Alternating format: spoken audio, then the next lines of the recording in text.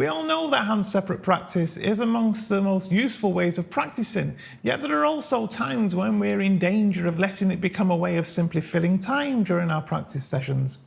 So stay tuned for some ideas of when to use this strategy and when perhaps to think about other ways of practicing. Are you sitting comfortably? Then let's begin.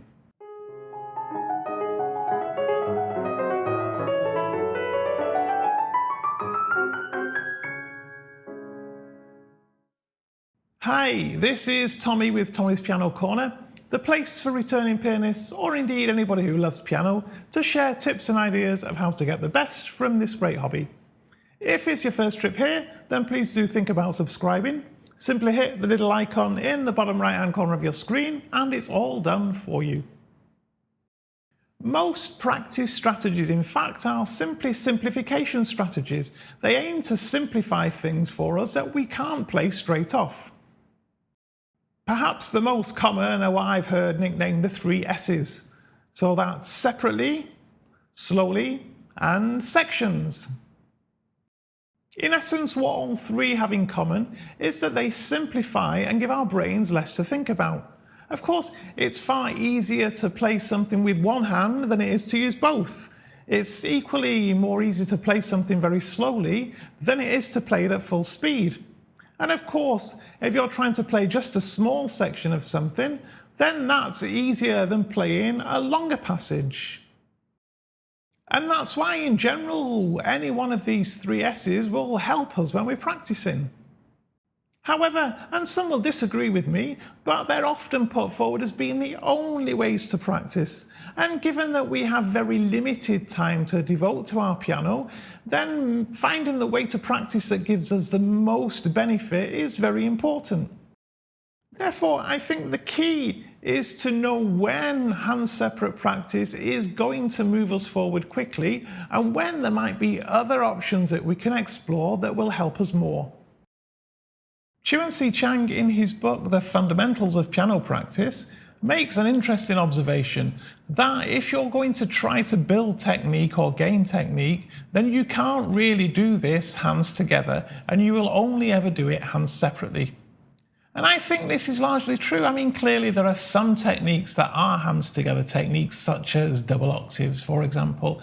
But for the most part, even here, you would probably start that by working on octave technique in each hand individually rather than both together at the same time. However, more frequently in piano music, each hand is doing a completely different job at any one point in time, and therefore the techniques that each hand uses will tend to be different even when you're playing the same passage of the same piece of music. So then, to me, it seems self-evident that if you're trying to build technique, then the best way to do that is to practice hands separately. A good example is if you're trying to build speed. Now, very rarely will both hands be playing at the same speed when you have something. So, for example, Chopin's Minute Waltz, the right hand is playing pretty much at double the speed of the left hand through most of this piece. So therefore, if you're trying to build speed, focusing just on your right hand part for a while is the best way to do it, I think. And Chang goes even further by saying that ideally you should look to get anything up to 20-25% faster than you would ever want to play in performance before you do it hands together. Other examples would perhaps be ornaments such as mordents and trills. Trying to get these right, I'd say lots of hand-separate practice is required. Don't forget, you've not only got the ornament itself, but you need to get into it and out of it, which is often as challenging as the ornament itself. So here, hand-separate practice to me sounds like a really good idea. And I'm sure there are many other options where you would prefer it. I mean, let me know in the comments the times when you yourself use hand-separate practice. However, hand-separate practice won't always be the most efficient use of time. Let's say, for example, we're trying to fix a problem of coordination. Then here, practicing it hands separately probably won't fix that problem for it. And it's important that we do fix the problem hands together. So, for example, we might choose to slow it down so that we can coordinate the hands more easily. Or we might use things such as rhythms that give us ways of knowing when our hands play together. And I gave some examples of how we might do this in my video on the C-sharp minor waltz by Chopin. So another example perhaps of where hand-separate practice isn't the most ideal solution is multi-voice music, such as you'd find in a fugue. And this is very specifically the case when you have one of the voices that passes from hand to hand. And therefore, to keep the continuity of the voice, you need to be doing something with both hands, don't you? And this is where Graham Fitch added another strategy that he called strands separately. So effectively, you would pick out one or two of the voices that you want to practice, and then you would work out which fingers you're going to use in the finished product, and you would practice just those two voices. And as I explained before, I found this solution particularly useful when I was learning Silotti's arrangement of Bach's air on a G string. Similarly, in Myra Hess's transcription of Jesu Joy of Man's Desiring, there are many occasions where the melody passes from one hand to another, and therefore to me, trying to practice these bits hands separately isn't really going to help me out that much. However, just because I don't necessarily want to practice it hands separately, if I tried to play the entire thing as written even slowly, I'd probably find that quite difficult. And that's why it's sometimes good to use different approaches. So for example, here, I used an approach of blocking out the main chords and avoiding the figuration in the right hand so that I could focus more heavily just on the melody. I remain convinced that having a set of alternative and, to my mind, more imaginative ways of practicing is vital. And this is why I'm so pleased with things such as Graham Fitch's ebook practice series. Now here Graham goes over a whole range of things, and I've done a full review of these for you that you can catch from the card above. And you'll see that the 3 S's is just the tip of the iceberg in terms of what it's possible to do when practicing piano. And don't forget that for some passages, even practicing hands separately is going to be too difficult for us initially.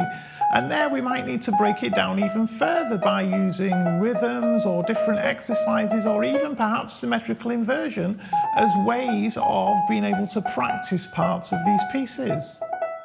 I think, of course, another important thing to remember is that none of these strategies are bi-directional, I don't think. And what I mean to say is that if you can play something slowly, it doesn't mean you can play it quickly. If you can play something hands separately, it doesn't mean that you can play it hands together. And just because you can play small sections of a piece of music doesn't mean that when you string all of those sections together, you'll be able to play it well. However, it's worth remembering that they're all cumulative, in that you can practice something slowly, a small section, hands separately. However, even when we've practiced something well hands separately and we're quite comfortable hands separately, that doesn't mean we can necessarily put it straight together, hands together.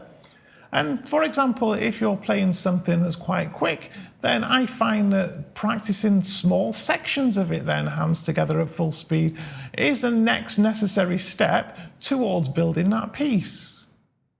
If it was a piece of music that ultimately didn't require any specific speed to be attained, then I generally would prefer to practice that hands together, but more slowly. And of course, if you've got something that's got leaps in it, such as the Liszt Liebestraum, then maybe a good way of doing this is by blocking and pausing before the leaps to help you practice. Therefore, if I'm going to think about practicing something hands separately, it will largely depend on where that piece fits within my current ability range and the kind of challenges that it poses. So for example, if I take the beginner or intermediate pieces from Pianist magazine, for the most part, I would find no benefit here from practicing them hands separately. I'd just be filling time when I can start playing them hands together pretty much straight away. Now, there may of course be areas where I do need to drill specific passages with just one or the other hand, and of course I might initially start practicing only very small sections of them, or I might start practicing them slowly. But again, it's making sure that it's the most effective strategy that we pick at any one point in time. However, where I do find hand separate practice to be invaluable is in things, for example, where it's intended to be played ultimately quite quickly.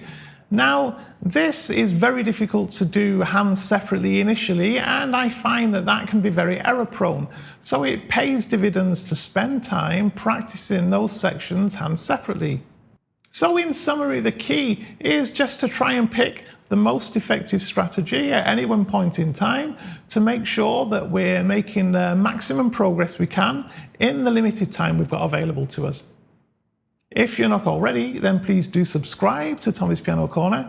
Don't forget to click that little bell icon so you're notified of new videos as and when they're released. I do thank you very much for watching, and I will see you very soon.